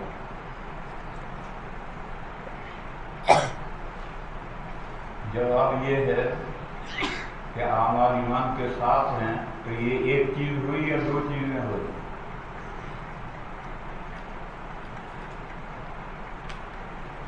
اعمال اور ایمان کے ساتھ ہیں، تو اعمال ایمان ایک چیز ہوئے، دو چیزیں ہوئی؟ دو چیزیں ہوئی، تو اعمال ایمان کا جز کہاں ہوئے؟ جیسے انسان کے حیوانات کی اس کی ماہیت ہے، یہ دو چیزیں تھوڑی ہیں، حیوانات دونوں مل کر کے انسان وجود میں آتا ہے. تو اعمال ایمان کے ساتھ ہیں، معلوم اعمال الگ ہیں، ایمان الگ ہے. یہ دو چیزیں ہوئی، بالکل کہاں ہوئے. بس یہ بات فیصلہ کن کا کہ اعمال ایمان کے ساتھ موازنہ کیے ہو. اولاً تو حدیث کا یہ مطلب ہی نہیں. حدیث کا مطلب خود حضور نے سمجھایا ہے کہ ہجرت ایک عمل ہے. یہ نیت ہے، یہ نیت ہے تو دینی عمل، یہ نیت ہے، یہ نیت ہے تو دینی عمل نہیں. موازنہ کرنے کا یہ مطلب ہے. ایمان کے ساتھ موازنہ نہیں کرنا، اعمال کو نیت کے ساتھ موازنہ کرنا ہے کہ عمل کس نیت سے کیا. حدیث کا مطلب تو وہ ہے. لیکن حضرت نے حسبہ لفظ سے بڑھا کر کے کہا کہ اعمال ایمان کے ساتھ ہے، نیت کے ساتھ ہیں یعنی ایمان کے ساتھ. چلو مان لو، اولاً تو یہ حدیث کا یہ مطلب ہے ہی نہیں، لیکن مان لو. تو سوال یہ ہے کہ دو چیزیں ہوئی، ایک چیز ہوئی. اعمال ایمان کے ساتھ ہیں یا موازنہ کیے ہوئے ہیں، تب بھی تو دو ہی چیزیں ہوئی. ایک چپل دوسرا چپل لے کر ملا کر دیکھیں گے، مشین کا اسکرو ٹوٹ گیا، مشین کھڑا ہو گیا. ملازم کو اسکرو دیا یا ہارڈ ویئر کے یہاں سے ایسا ہی اسکرو لے کر، تو وہ اسکرو لے کر ہارڈ ویئر کے یہاں جائے جس کے یہاں لوہے کی چیزیں ملتی ہیں. اگر بھائی یہ اسکرو ٹوٹ گیا ایسا ہے تو وہ اسکرو لے کر کھڑا ہوگا، ایک اسکرو لے کر کے ملا کر دیکھے گا، چھوٹا بڑا ہے، بڑا ہے، سب سے موازنہ کرے گا. ایک اسکرو بالکل سیم آیا تو کہ لے جائے. موازنہ کرنے کا یہ مطلب ہے کہ وہ جو مشین کی اسکرو ٹوٹ رہا ہے اس کو ملازم لے کر ہارڈ ویئر کے یہاں گیا ہے، اب وہاں تو بہت سارے اسکرو ہیں، اس کے ساتھ موازنہ کر کے دیکھے گا کہ بالکل ایسا ہی اسکرو کون سا ہے، نہ چھوٹا نہ بڑا، نہ پتلا نہ موٹا، جو بالکل ویسا ہوگا وہ دے گا، لے جائے. تو ایسے ہی اعمال کو نیتوں کے ساتھ موازنہ کرنا ہے، جیسے نیت ویسا عمل. حدیث کا تو یہ مطلب ہے. لیکن بہرحال یہ اسکرو ٹوٹا ہوا لے کر گیا ہے اور وہ دکاندار اس کو دکان کے اسکرو سے موازنہ کر رہا ہے تو دو اسکرو ہیں، ایک اسکرو کہاں ہے. بس اعمال ایمان کا جز کیسے ہوئے. باب ما جاء ان الاعمال بالنیت والحسبۃ ولکل امرئ ما نوى. یہاں تک باب ہے. فدخل فيه الایمان والوضوء والصلاۃ. دخل فيه الایمان، جو شخص ایمان لاتا ہے اس کا بھی نیت سے موازنہ کرنا. کیوں ایمان لایا ہے؟ بعض ایمان لاتا ہے تاکہ بھیک مانگنے کے لیے موقع مل جائے. میں نو مسلم ہوں، میں نو مسلم ہوں، یہ نو مسلم کہہ کے اگر بھیک مانگتا ہے تو ایمان لایا ہی بھیک مانگنے کے لیے. اور ایک بندہ اخلاص کے ساتھ ایمان لایا ہے تو ایمان کو بھی نیت کے ساتھ موازنہ کرنا ہے کہ ایمان کیوں لایا ہے. فدخل فیہ الایمان والوضوء. وضو میں اختلاف ہے. وضو عبادت غیر مقصودہ میں اس کے پیچھے نیت ضروری ہے یا نہیں. صرف حضرت امام شافعی علیہ الرحمہ یہ فرماتے ہیں کہ وضو کے لیے بھی نیت ضروری ہے، اور امام بخاری علیہ الرحمہ کی رائے بھی امام شافعی علیہ الرحمہ کی رائے کے ساتھ ہے. لیکن امام شافعی اور امام بخاری رحمہم اللہ کے علاوہ تمام فقہا یہ کہتے ہیں کہ عبادات غیر مقصودہ میں نیت ضروری نہیں. والصلاۃ والزکوٰۃ والحج والصوم والاحکام، احکام سے مراد معاملات سارے. وقال اللہ تعالی قل کل یعمل علی شاکلۃ. شاکلہ کے کیا معنی؟ یہ شکل، اس سے شاکلہ بنا. شاکلہ کے کیا معنی؟ رب. ہر آدمی کے کام کرنے کا اپنے ایک ڈھب ہے، ہر ایک اپنے ڈھب پر کام کرتا ہے. نیت اس کا ترجمہ نہیں ہے، مگر حضرت نیت ترجمہ کرتے ہیں. اصل شکل سے لفظ شاکلہ بنا. شاکلہ کے معنی ہیں ڈھب، فطرت، نیچر، انداز. ہر ایک کی طبیعت الگ ہے، ہر ایک کا نیچر الگ ہے، ہر ایک کا ڈھب الگ ہے. ہر ایک اپنے ڈھب پر اپنے نیچر کے مطابق کام کرتا ہے. یہ اصل شاکلہ کا ترجمہ، نیت ترجمہ نہیں ہے. مگر حضرت کہتے ہیں نیت ترجمہ ہے، ہم مان لیتے ہیں. اللہ نیتی بیوی کو کھلا رہا ہے. ایک حدیث ہے، یہ حدیث نہیں، ایک حدیث ہے کہ بیوی کو اگر لقمہ اس کے منہ میں رکھے اس کا بھی ثواب ملتا ہے. طالب علم اس کو پیار محبت کے طور پر کھلانے پر محمول کرتے ہیں. یہ غلط، قطعاً غلط.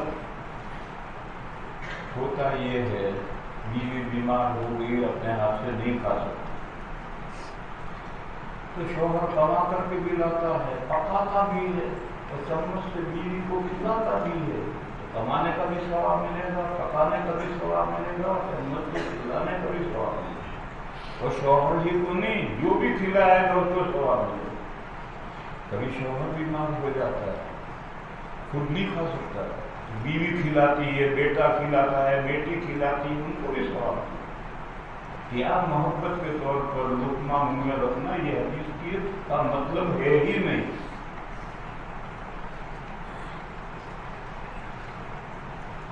نفقۃ الرجل علی اہلہ یحتسبها، یہاں سے استدلال کیا کہ خرچہ کما کر لا کر بامید ثواب کما کر لا کر بیوی کو کھلاتا ہے، جس کا یہ بھی خیرات ہے. وقال النبی صلی اللہ علیہ وسلم ولكن جهاد ونیۃ.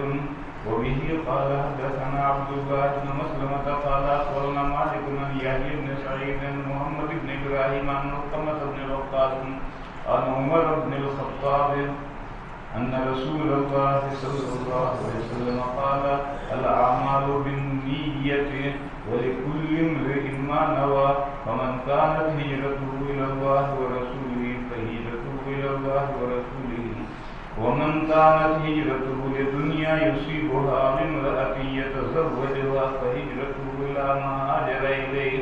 وبه قال حدثنا حجاج بن منهال قال حدثنا شعبة قال أخبرني عدي بن ثابت قال سمعت عبد الله بن يزيد بن أبي مسعود عن النبي صلى الله عليه وسلم قال إذا أنفق الرجل على أهله يحتسبها فهي له صدقة.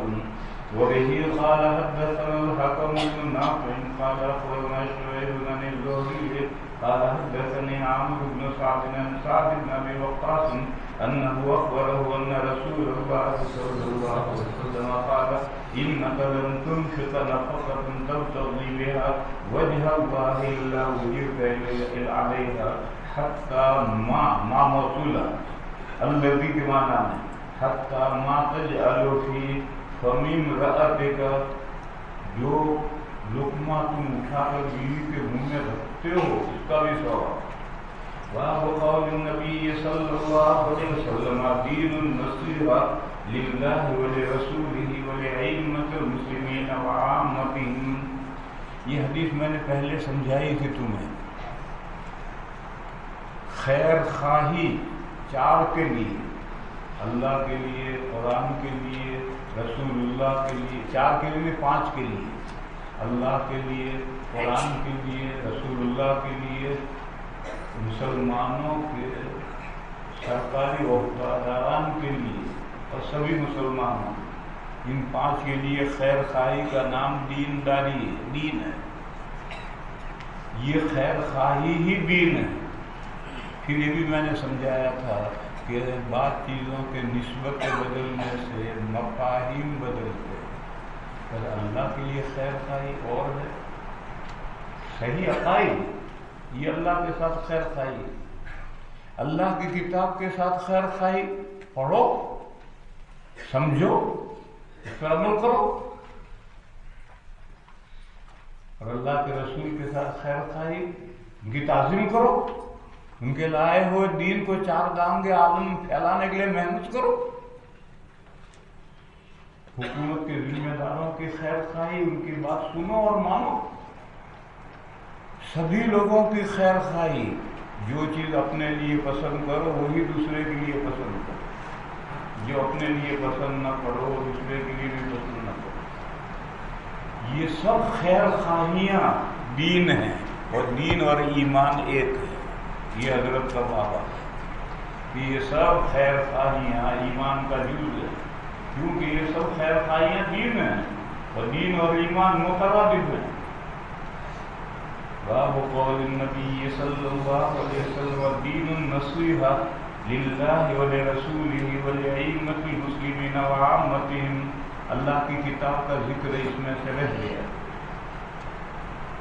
وقولہ تعالی اذا نصحوا للہ ورسولہ، یہ ان صحابہ کے بارے میں ہے کہ جو عذر کی وجہ سے جہاد میں شریک نہیں ہوئے، پیچھے رہ گئے، کوئی بات نہیں، مگر ایک شرط ہے کہ گھر رہ کر کے خیر خواہی کرو اللہ رسول کی، گڑبڑ فساد مت مچاؤ۔ تو گھر رہنے میں عذر کی وجہ سے گھر رہنے میں نہ پڑا بلند، کوئی بات نہیں، اس سے بھی کوئی نہیں، وہی استدلال، یہ سب خیر خواہیاں یہ دین ہے، اور دین اور ایمان ایک ہے۔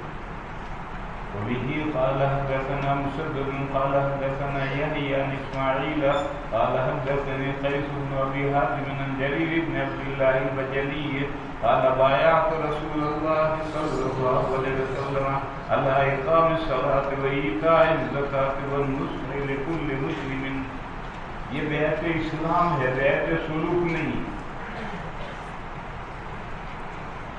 اور اگر آپ اس کو بیعت سلوک قرار دینا چاہو یہ بھی قرار دے سکتے ہو، کیونکہ نماز کی پابندی کرو گے، زکوٰۃ ادا کرو گے، یہ تو بیعت سلوک میں ہوتا ہے۔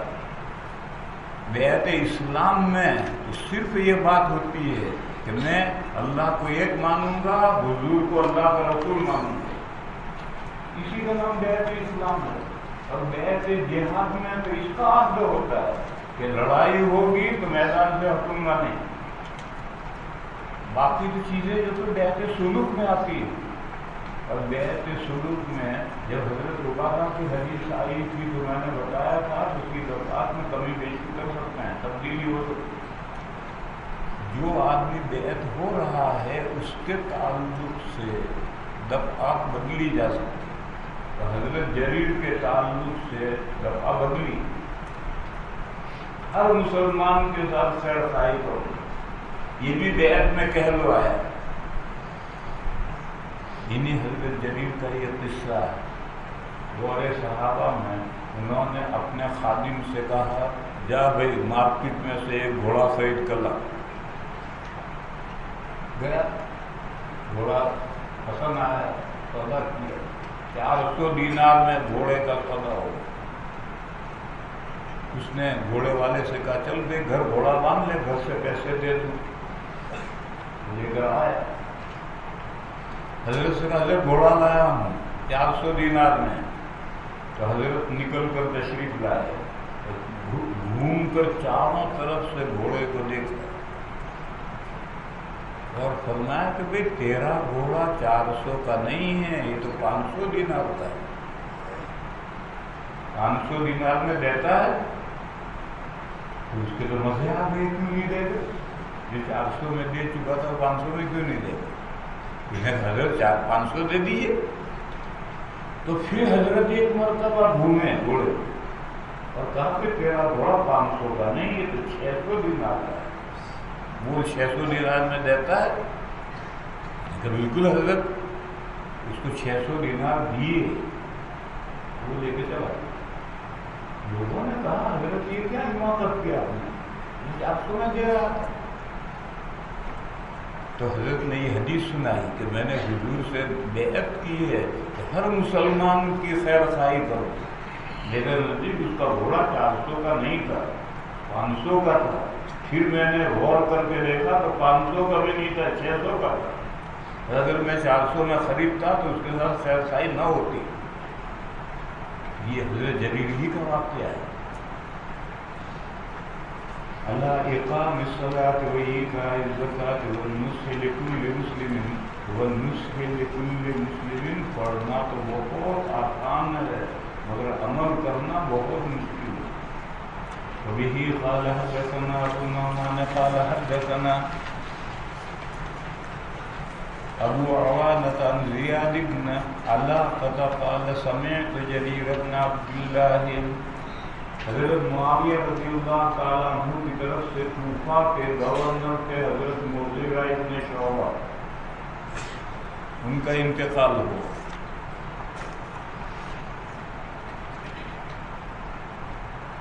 ابھی جنازہ دفن نہیں ہوا. حضرت جریر بن عبداللہ نے کوفہ کی مسجد میں تقریر کی.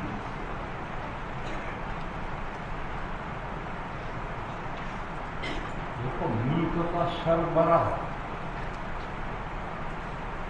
مر جائے گا تو اس کی موت کا اعلان نہیں ہوگا، پہلے اس کے قائم مقام کا اعلان ہوگا کہ وزیر اعظم کا انتقال ہو گیا. یہ اعلان نہیں ہوگا فلاں نے وزیر اعظم کا قلمدان سنبھالا، صدر جمہوریہ کا انتقال ہوا، اعلان نہیں ہوا. اس کا نائب ہے، اس نے قلمدان سنبھالا. یہ اعلان کر کے پھر اعلان کریں گے کہ وزیر اعظم کا انتقال ہو گیا، صدر جمہوریہ کا انتقال ہو گیا. یہ طریقہ ہے کیونکہ اس درمیان میں معلوم نہیں کیا خلفشار ہو جائے. تو گورنر کا انتخاب ہو گیا، اب اگلا گورنر تو حضرت معاویہ بھیجیں گے، اس کے آنے میں ہفتہ 10 دن بھی لگ سکتے ہیں. وہاں تک پیچھے لوگ پبلک فساد کر دے، بغاوت کر دے، گڑبڑ کر دے، احتمال ہے. اس لیے حضرت مغیرہ نے تقریر کی اور یہ فرمایا اللہ سے ڈرنے کو لازم پکڑو. علیکم باتقاء اللہ، اتقاء مصدر ہے. اللہ سے ڈرنے کو صرف اللہ سے ڈرنے کو لازم پکڑو. اللہ کا کوئی شریک نہیں ہے اور باوقار رہو اور سکون سے رہو. باوقار سے رہنے کو لازم پکڑو، سکون سے رہنے کو لازم پکڑو، یہاں تک کہ تم پر نیا امیر آ جائے. نئے امیر کے آنے تک باوقار رہو، سکون سے رہو، دنگا فساد بغاوت مت کرو. اور فرمایا کہ اگلا امیر بس آیا ہی چاہتا ہے.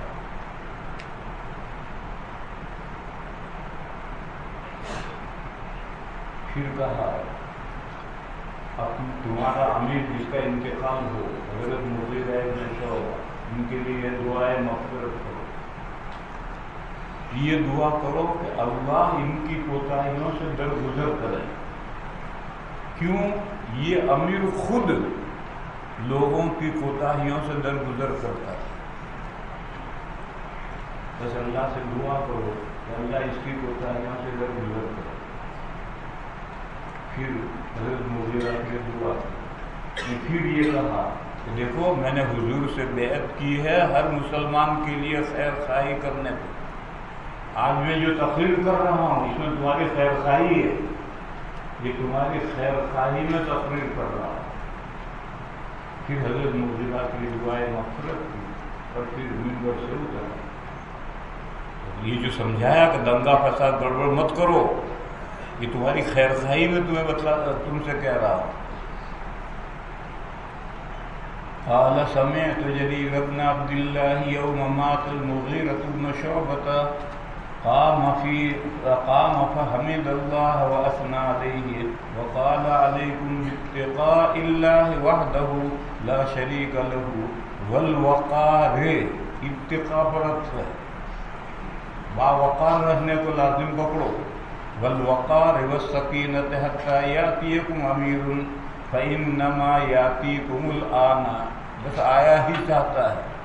ثم قال استغفروا لأمیرکم فإنه كان يحب العفو.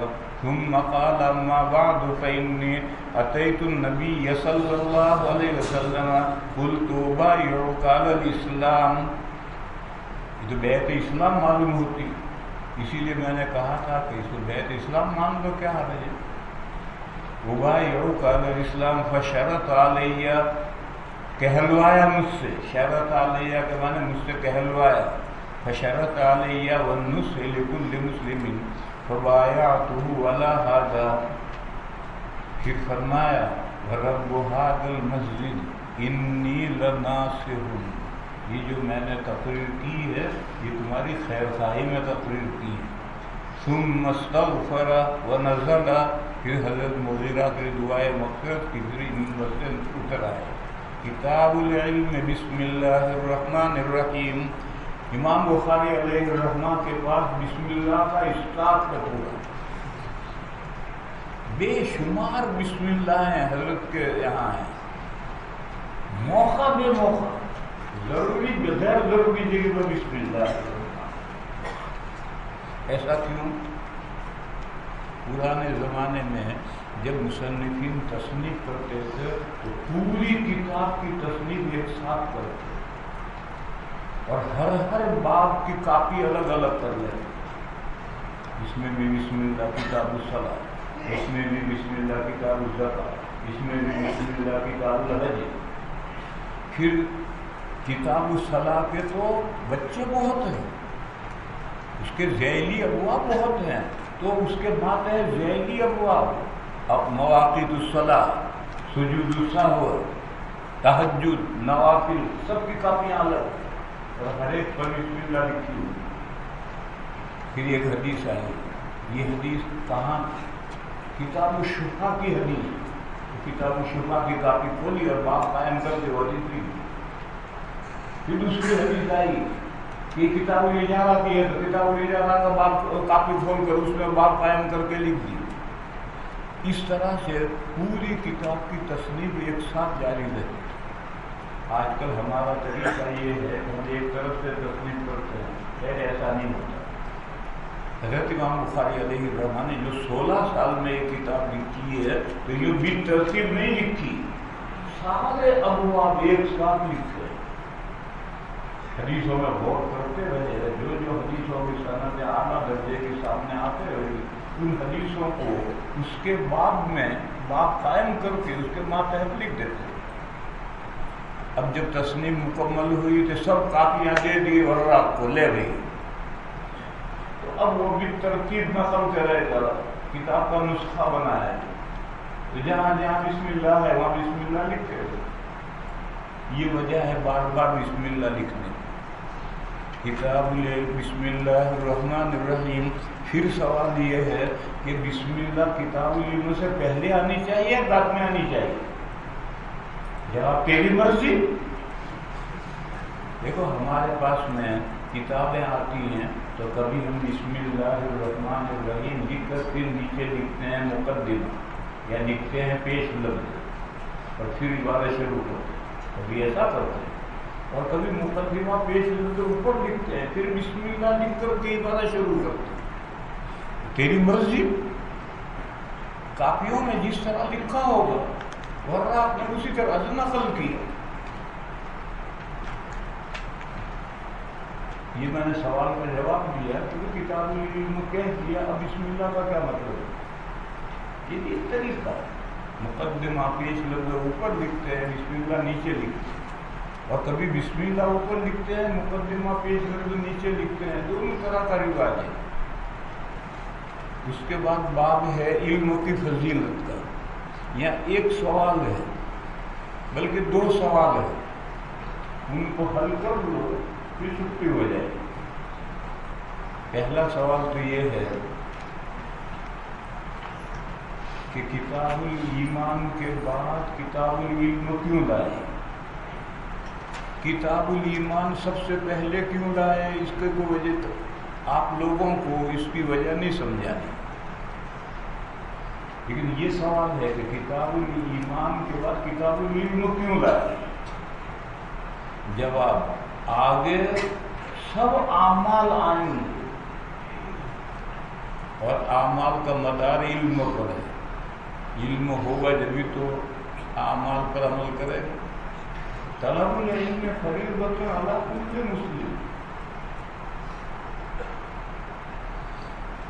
اعمال پر عمل کے لیے علم ضروری ہے، اس لیے ایمان کے بعد کتاب العلم لائے اور پھر اس کے بعد دیگر سارے ابواب لائے۔ دیکھو پوری بخاری شریف کتابیں بھی مرتب ہیں اور تمام ابواب بھی مرتب ترتیب کے ساتھ ہیں، اور تحفۃ القاری میں تمام شروع سے آخر تک تمام کتابوں میں مناسبت و ربط ہے، اور ابواب میں بھی مناسبت و ربط بیان کیا ہے۔ ابن بسطام رحمۃ اللہ علیہ کہتے ہیں کتابوں میں کوئی ربط نہیں، اور انہوں نے بخاری کی سارے کتابوں کو ادھر ادھر کر ڈالا ہے، ان کی شرح چھپ کر آئی ہے، انہوں نے اصل کتابیں ادھر ادھر کر ڈالی ہیں، ان کا خیال غلط ہے۔ ساری بخاری شریف کی ساری کتابیں مرتب ہے، اور ان کتابوں کے درمیان میں ربط و تعلق دیکھنا ہو تو تحفۃ القاری میں دیکھو۔ بس کتاب الایمان کے بعد کتاب العلم کو آنا ہی چاہیے، پھر سارے ابواب آئیں گے، ان کا بھی ربط ہے، بے ربط وہ بھی نہیں ہے، لیکن وہ آگے کا ربط آگے بیان کریں گے۔ یہاں تو یہ کہ ایمان کے بعد علم اس لیے آیا ہے کہ اعمال اور عمل کے لیے علم ضروری ہے، بغیر علم سے کیسے عمل کرے۔ دوسرا سوال، آپ پچھلی کتاب میں بار بار یہ کہہ کر آئے ہیں کہ ایمان دل کا ایک فعل ہے، عمل ہے۔ جب ایمان ایک عمل ہے، دل کا فعل ہے، تو اس کے لیے تو علم ضروری ہے، جیسا کتاب علم پہلے آنی چاہیے، پھر کتاب ایمان آنی چاہیے۔ بہت بڑی سوال ہے، تم دوسرے بھی سمجھ سکو۔ پچھلی کتاب میں بار بار کہا ہے کہ ایمان دل کا فعل ہے، ایمان ایک عمل ہے دل کا، اور عمل کے لیے علم ضروری ہے، تو پہلے کتاب العلم آنی چاہیے، بعد میں کتاب ایمان آنی چاہیے۔ یہ کوئی سوال تم سمجھے نہیں ہو، تم بھی کوشش کرو سمجھ جاؤ، تو اتنا گہرا نہیں ہے۔ جواب علم جو ایک علم ہے نیچرلی، طبیعی، فطری، اور ایک علم ہے اکتسابی۔ جیسے بچہ ہے، بچپن کے علوم سے حاصل، جوان ہو گیا جوانی کے علوم حاصل ہو گئے، ادھیڑ ہو گیا ادھیڑ حاصل ہو گئے، بوڑھا ہو گیا بوڑھاپے کے علوم حاصل ہو گئے۔ یہ نیچرلی طبیعی فطری علوم ہے، اس کے لیے کسی اسکول میں مدرسے میں نہیں پڑھنا۔ اور ایک علم اکتسابی ہے، جس کو حاصل کرنے کے لیے آپ لوگ یہاں جمع ہو۔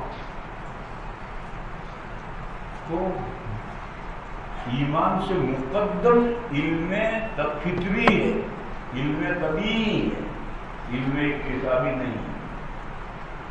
علم اکتسابی ایمان کے لیے ضروری نہیں ہے، تو بعد میں ہے، لیکن فطری علم ضروری ہے، وہ تو فطرت میں ہے۔ اسی لیے بچے پر ایمان لانا واجب نہیں ہے، کیوں؟ یہ فطری علم اسے حاصل نہیں۔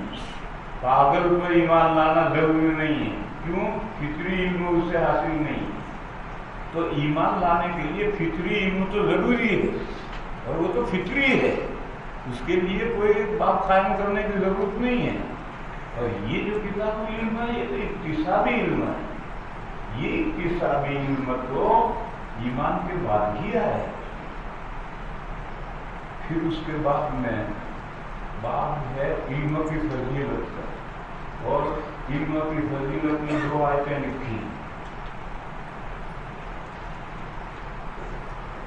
کوئی حدیث نہیں لکھی، اعتراض ہے کہ باب میں کوئی حدیث تو لکھی نہیں، صرف 2 آیتیں لکھی۔ جواب کہ آیتیں کافی لکھے رہی، علموں کی فضیلت میں اگر 2 آیتیں لکھی ہیں تو اس سے علموں کی فضیلت ثابت ہوئی ہے، تیرے لیے کافی نہیں، انہیں حدیث لکھو، یہ کیا بات ہے؟ یہ تو غیر مقلدین اہل حدیث کا طریقہ ہے، دنیا قرآن کی کوئی اہمیت نہیں ہے، حدیث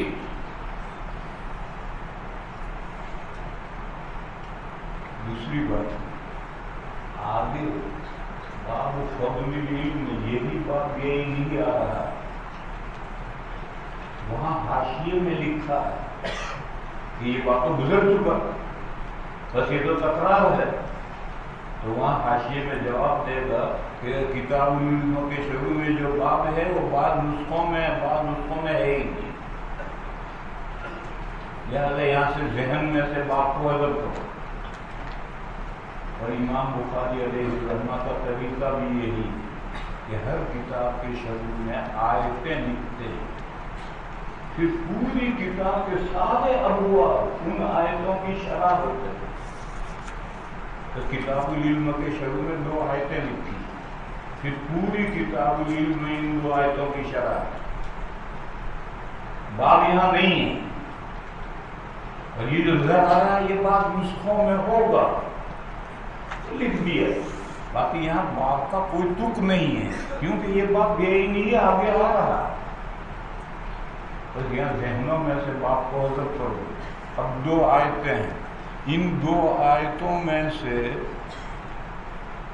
ان 2 آیتوں کو بالاجمال سمجھنا ہے، ورنہ آگے پوری کتاب العلم کے سارے ابواب ان 2 آیتوں کی تفسیر ہے۔ پہلی آیت سورہ مجادلہ کی،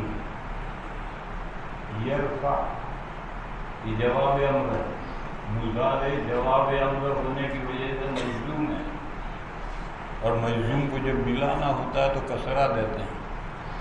اگر مجلس میں تم سے کہا جائے مجلس میں گنجائش پیدا کرو، افسرو، گنجائش پیدا کرو، اور اگر کسی سے کہا جائے آپ اٹھ جائیں، آنے والا بیٹھے اٹھ جائے، کیوں؟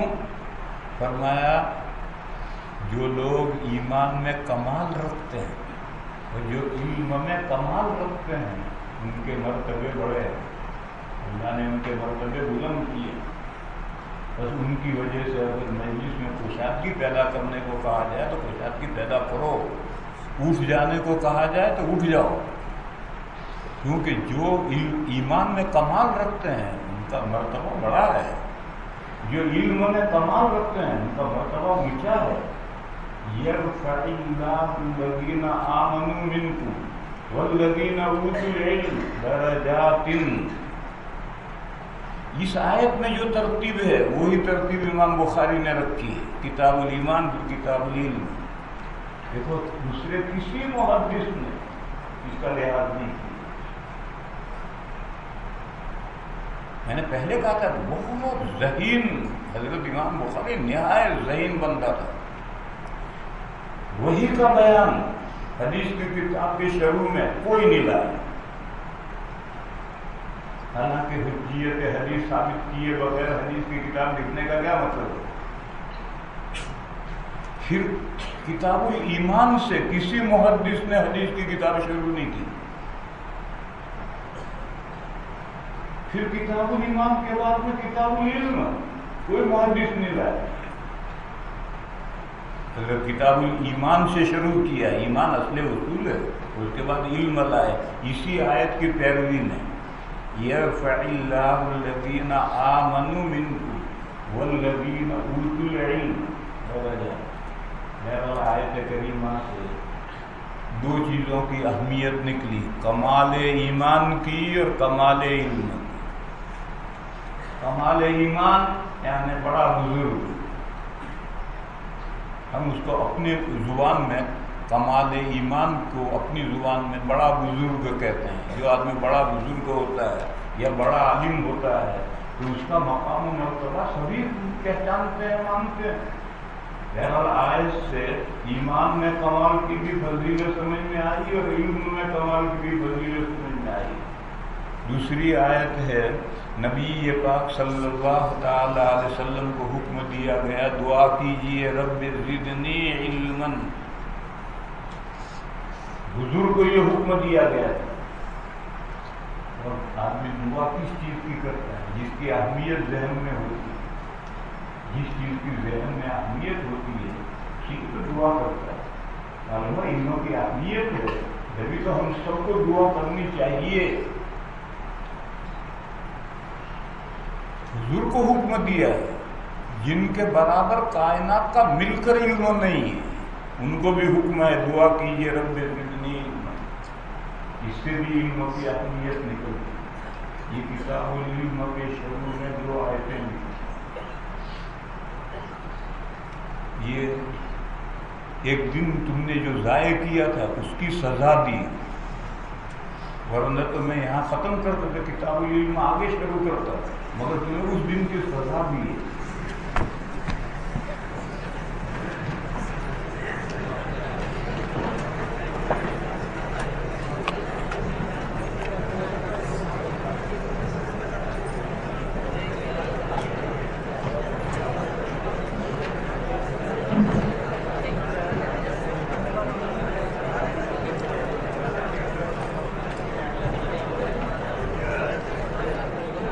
क्या है?